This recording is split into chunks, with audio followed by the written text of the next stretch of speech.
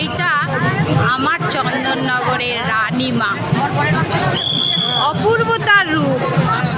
এত সুন্দর রানীমাকে দেখার জন্য হাজার হাজার লাখ লাখ লোক এখানে চন্দননগরে আসে দেখতে।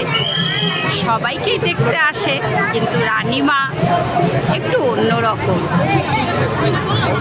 রানীমায়ের বিদায় বেলা সবাই রানীমাকে দেখছে। বিদায় দিতে ইচ্ছে করে না, তবুও মাকে বিদায় দিতে হয়। আসছে বছর আবার এসো মা, এইরকমভাবেই এসো। সবাইকে ভালো রেখো, সুস্থ রেখো। তোমার আশীর্বাদ থাকলে সবাই ভালো থাকবে, সুস্থ থাকবে। আসছে বছর আবার এসো মা। বিদায় দিতে তোমাকে ইচ্ছে করে না, কিন্তু তোমাকে তবুও বিদায় দিতে হয়। আসছে বছর আবার এসো, এইরকম ভাবেই।